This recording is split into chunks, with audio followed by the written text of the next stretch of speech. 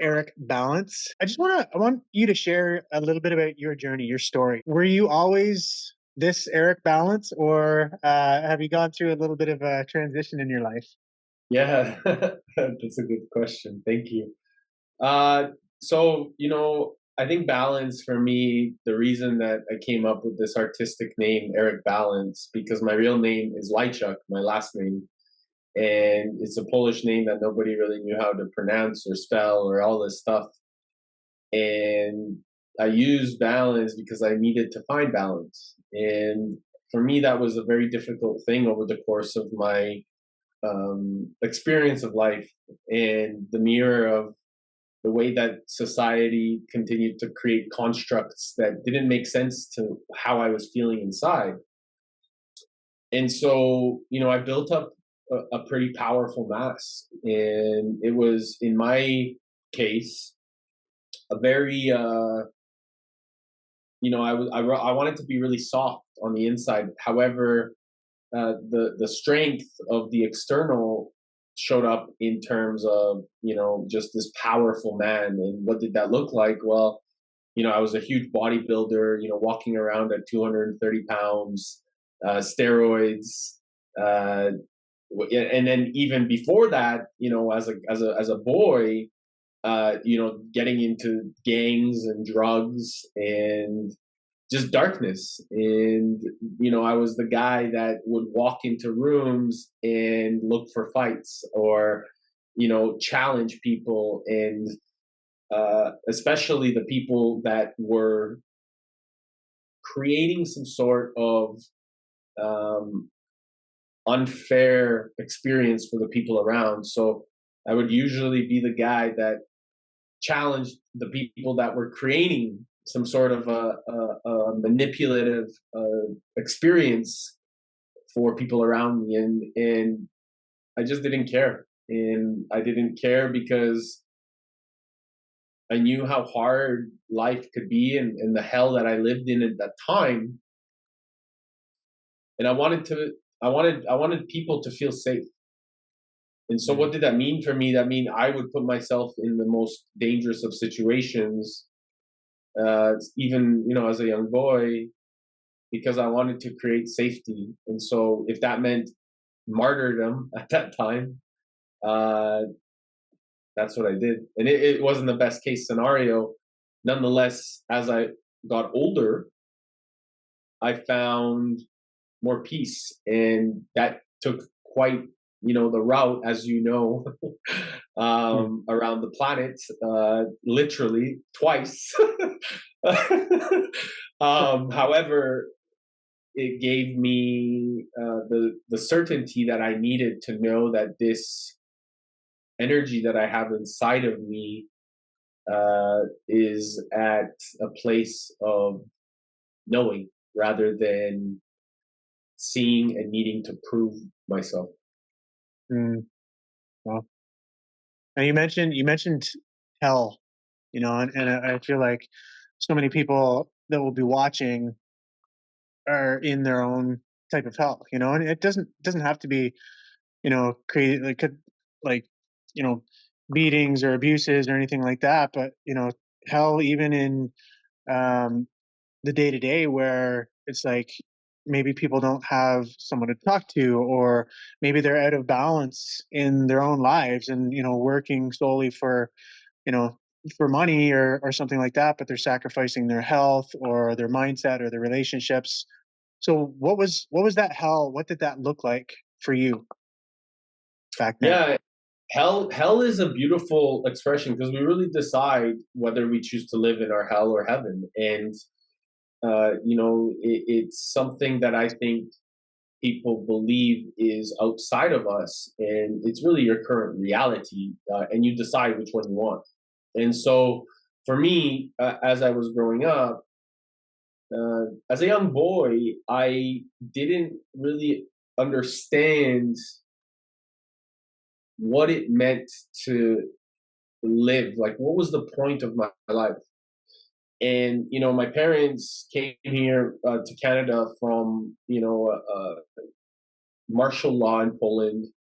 They immigrated here for a better life, and as I was growing up, you know, I saw my parents struggle a lot, and I realized, like, what the fuck, man, you know, like, why do we need to struggle? What's the point of struggle? And you know, obviously, it wasn't until a lot later that I understood what the meaning of struggle and the contrast that offered. However, in that time, I felt like I was being, you know, challenged, maybe even like um, punished. And I felt punished and I felt like a victim. And I think that a lot of people in the time of life, when they feel like they don't have their own narrative where they can take more responsibility, they feel like victims of life. And this was something that I chose consciously, or actually at that time it was consciously, to say, fuck this, I'm going to do whatever I really need to do to walk through my hell like I own it. Mm, And what that meant for me was, if I needed to go sell drugs, or if I needed to go and create some sort of a wealth so that I felt more empowered and certain of my circumstance, I was going to find out a way to create a path. And I didn't care who that hurt or what that looked like, because I was shown by external circumstances that that was okay.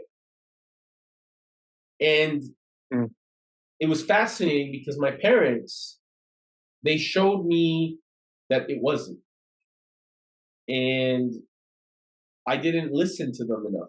I wasn't paying attention to my father's work ethic, my mother's love and faith and devotion, and the ability for them to come together to really embody the masculine and feminine balance of what that meant. And they were the embodiment of absolute manifestation of consciousness in physical form. And I didn't realize that at the time, of course, because the external world and what we're meant to believe for such a long period of time is literally telling you that you need to have these material things or live this way to really find fulfillment, rather than do the things and work on the inside, which is how my parents were showing up. They were showing up with faith and curiosity and patience and hard work ethic to do the things they needed to do to show abundance and to show that solutions are created. And I didn't understand this, so I created my own hell.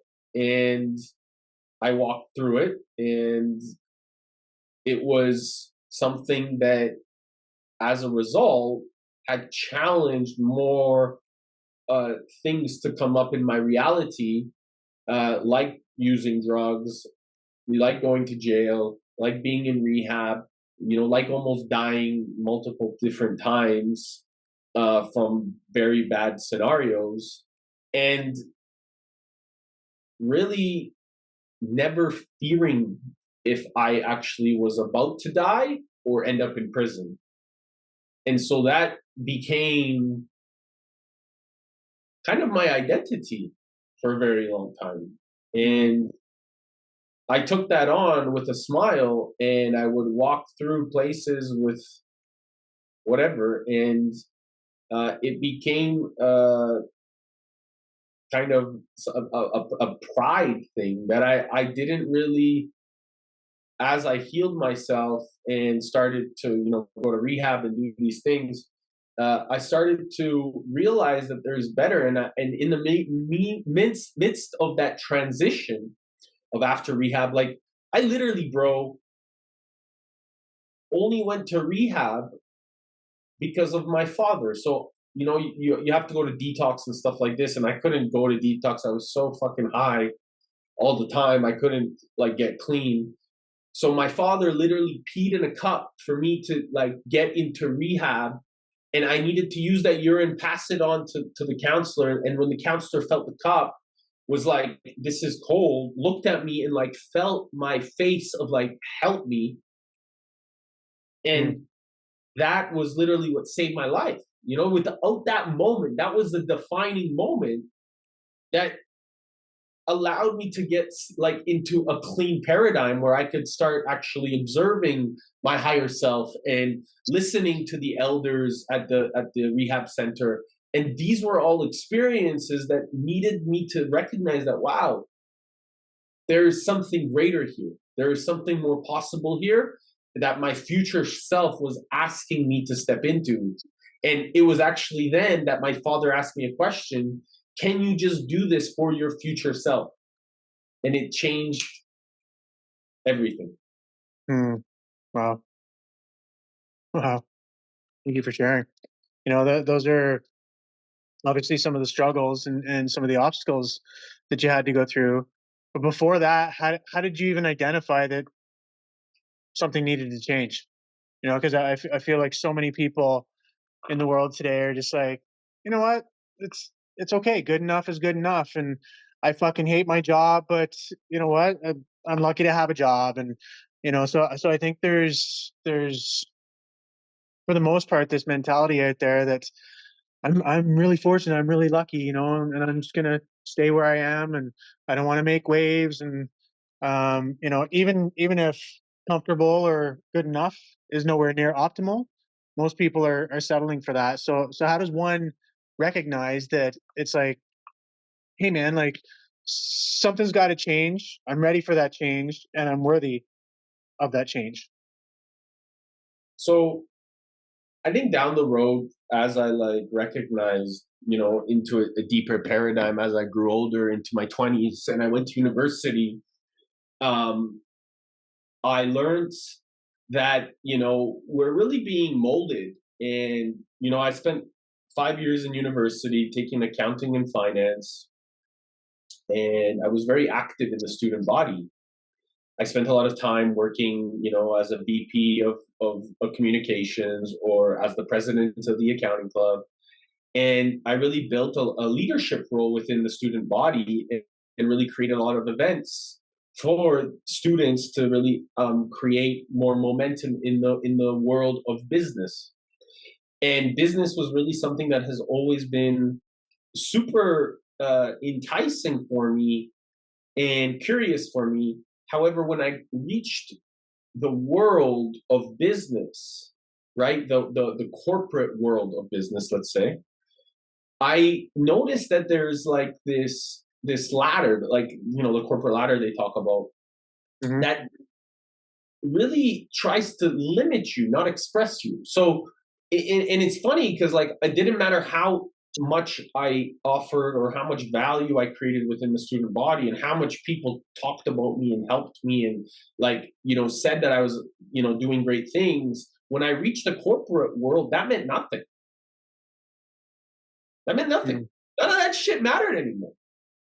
And so I realized, like, hold on a second. What do you mean it doesn't mean anything? Like, what do you mean, like, all these, like, relationships or, this active, like, how does that not mean anything? And how do you not value that and then ask me to do things that are unrelated to my strengths and my abilities? And I think that there's like, hey, there's this mentality from my perspective in the corporate world that, hey, you're supposed to earn your due or earn your way rather than step into something that is already naturally your inherent ability. And so this is something that I think that gives people that feeling of, okay, I have to kind of like go through the motions. And so it creates this level of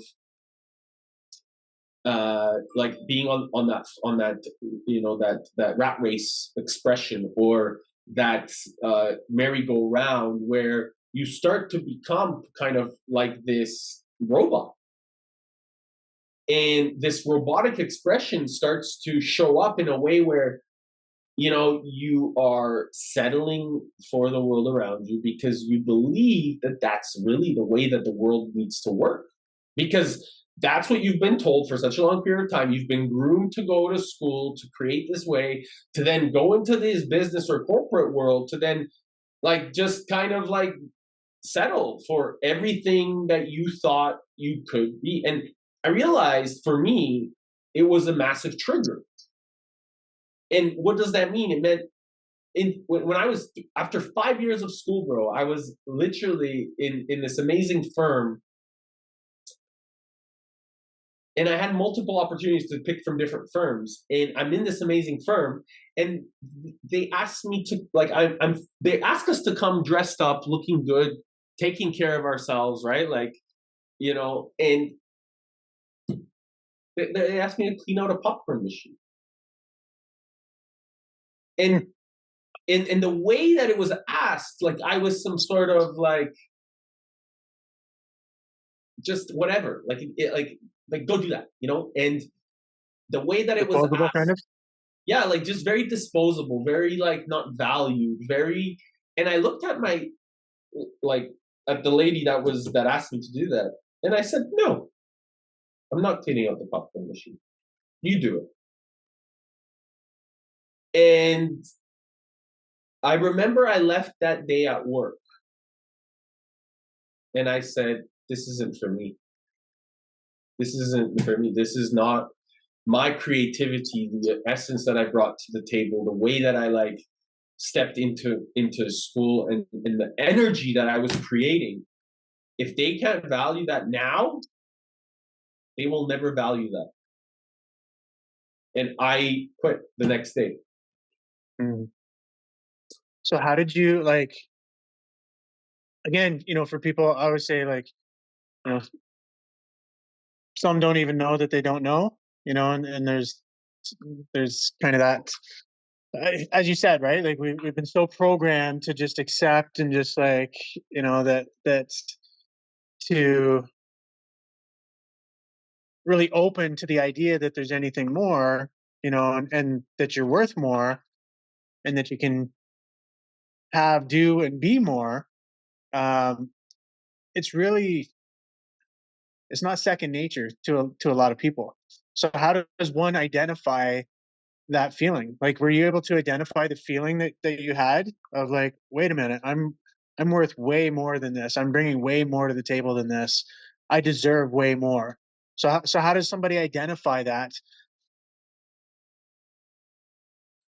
So ask yourself, does this feel good? We're so assimilated to not trust our feelings. We're so assimilated to think that our feelings are like not a reality. I know that for myself, for such a long period of time, I was told that, like, oh, that's just like that's just motivation, or like that's just supposed to, like, you're supposed to just, like, that's just on the side, like, working at the work is supposed to be hard. Work is supposed to be fucking annoying. No, it's like your passion, what excites you, what creates and helps you to integrate into this reality, something that makes you want to create magic. That should be your work. And it doesn't have to be different from your life. And Mm. I think that for me, bro, like the biggest thing was when I started to listening to my feelings, to what made me feel good, I was able to shine. And people around me were like, holy cow, Eric, like you are a different human being. Like when you are happy, as long as you are happy, like I just want to be around you.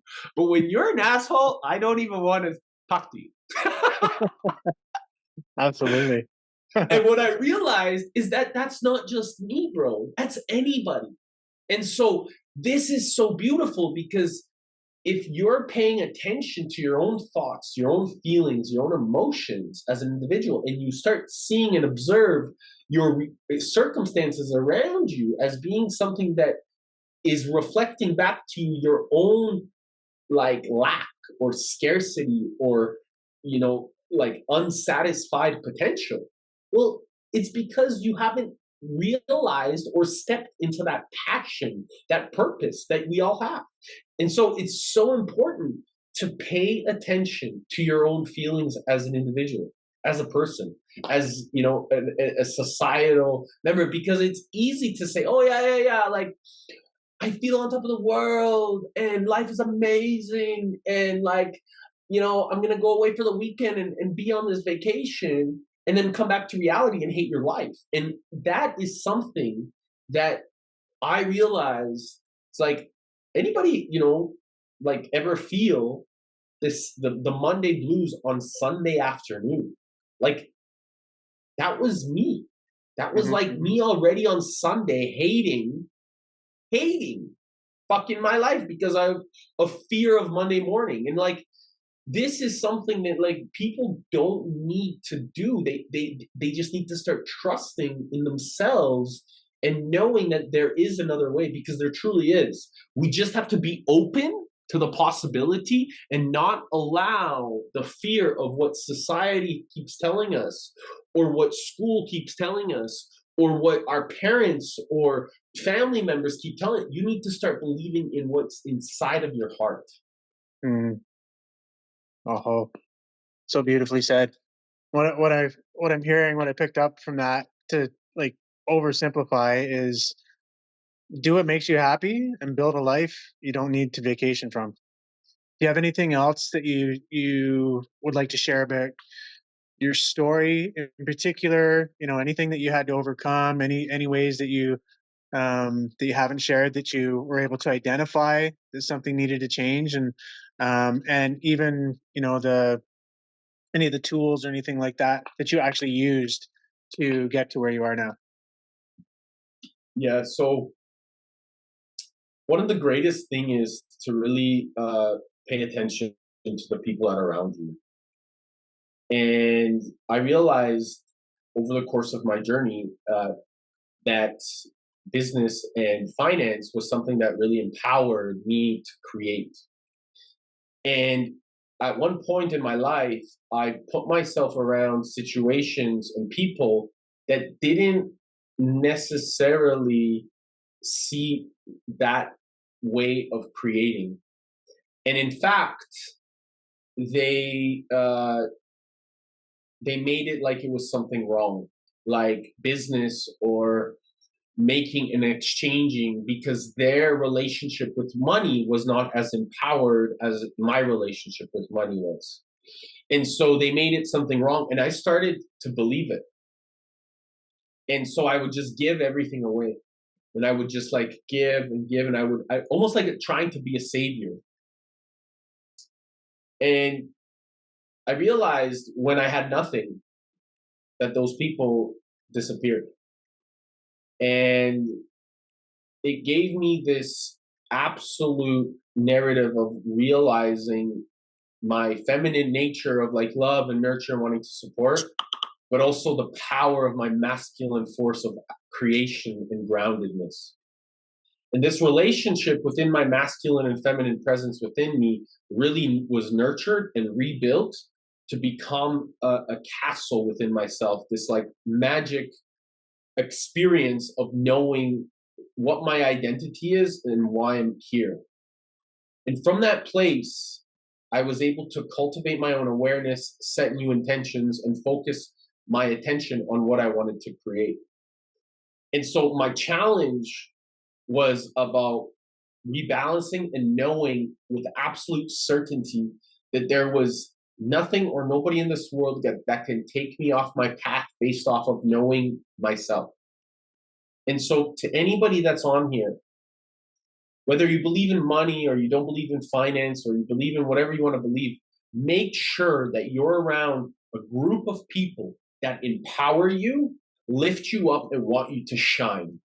Because if they're limiting you in any way, if they're trying to push you down or localize you or create some sort of limitation, that's them, not you. So take responsibility and say, no, I am just going to work on myself and I'm going to find and attract those people that are going to help me grow to that infinite possibility. Because I'll tell you, our creator and our infinite intelligence, the universe, whatever you believe in, is infinite. It has no limits, and that's inside you. And so if anybody ever tells you that you cannot or will not, or it's not possible, they're not for you. Be around the people that you want to see things become possible. And that is what I'd love to finish with.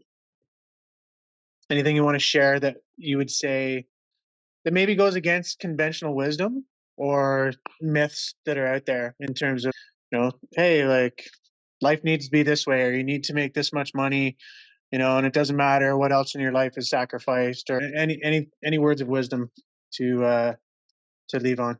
Challenge the status quo. Like you can literally create a life of absolute abundance by following the path of your certainty, because you're the one that creates certainty. So just trust in yourself, because the world is created by you, and you get to create your reality. You don't have to listen to anybody else except you. And as a result of you believing in yourself, you will attract everything that you really need.